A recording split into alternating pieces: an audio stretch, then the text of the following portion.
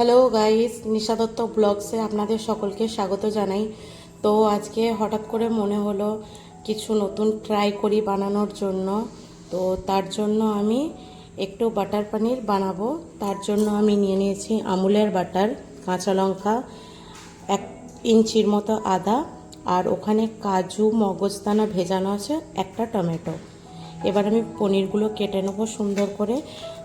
Loose পনির হয়তো নিয়ে আসতে পারতাম, কিন্তু মাদার ডেয়ারির এই পনিরটা আমাকে খুব ভালো লাগে। আমাদের ফ্যামিলিতেও সবাই পছন্দ করে, ওই জন্য মাদার ডেয়ারির এই পনিরটা আমি নিয়ে এসেছি। তো চলুন স্টার্ট করা যাক আজকের রেসিপি। তো পনিরটা আমি এবার ঠিকভাবে সমানভাবে পিস করে কেটে নেব। আমি 400 গ্রামের মতো পনির নিয়েছি। তো সমানভাবে পিস করছি যাতে জিনিসটা দেখতে ভালো লাগে। আপনারা নিজেদের মতো ছোট বড় করে কেটে নিতে পারেন, যেমন প্রয়োজন। আমি একটু ছোট ছোট সাইজ করছি।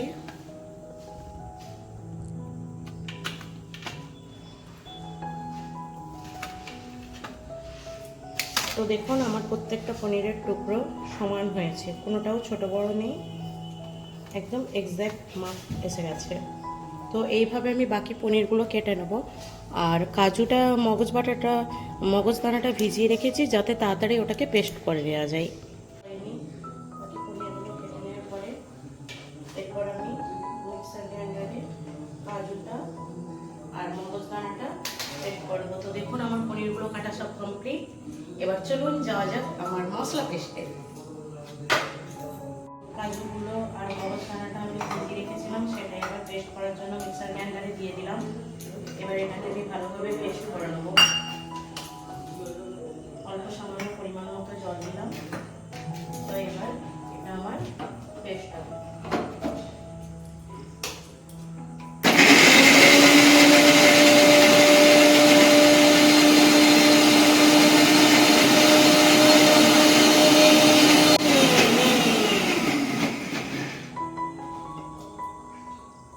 দেখে নিন, এটা খুব সুন্দরভাবে আমার পেস্ট হয়ে গেছে।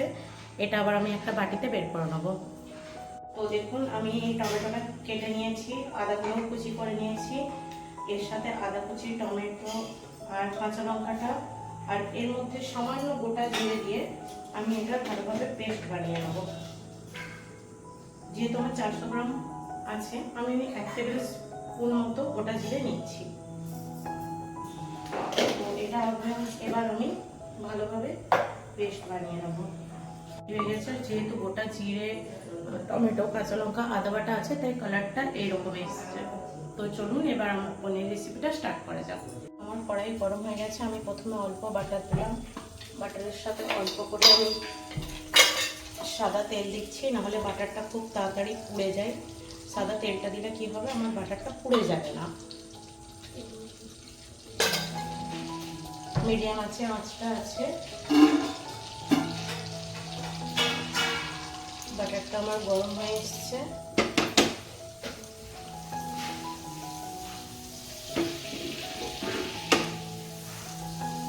দেখুন, বাটারটা পুরোপুরিভাবে গলে গেছে। তো এই বাটারের মধ্যে এবার আমি দেবো গোটা গরম মশলা। এলাচগুলোকে ফাটিয়ে নিয়েছি, নাহলে তেলের মধ্যে এলাচগুলো গোটা দিলে ফেটে এসে নিজেদেরই গায়ে লেগে যেতে পারে, তাই এগুলো ফাটিয়ে নিয়েছি। তো এলাচটা দিয়ে দিলাম। এলাচটা যেহেতু লাল হয়ে এসছে,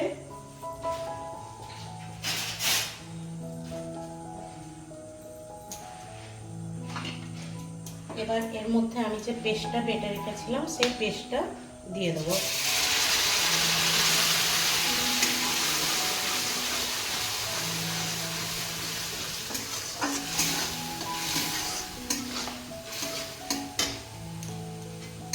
তো দেখুন, আমার মশলাটা ভাজা হয়ে গেছে। আমি যেটুকু বাটার বা তেল দিয়েছিলাম সেটা এবার মশলার থেকে ছেড়ে বেরিয়ে এসেছে। আশা করি আপনারা বুঝতে পারছেন।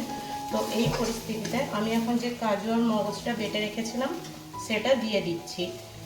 এটা যেহেতু আমি বাটার পনির করছি, হয়তো আমি সঠিক পদ্ধতি জানি না, কিন্তু এটার মধ্যে কোনো হলুদ গুঁড়ো বা জিরে গুঁড়ো আমি অ্যাড করছি না। এবার এর মধ্যে আমি অল্প করে জল দিয়ে দেবো, নাহলে যেহেতু কাজু বাদামটা আছে আমার কড়াইয়ের মধ্যে লেগে যেতে পারে। এখন আমার এটা ফুটে এসছে। এর মধ্যে আমি নুন এখনো দিইনি, আন্দাজ মতো পরিমাণ মতো নুন দিলাম।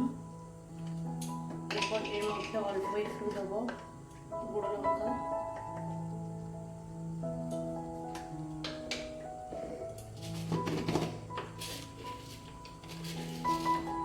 দু চামচের মতো চিনি।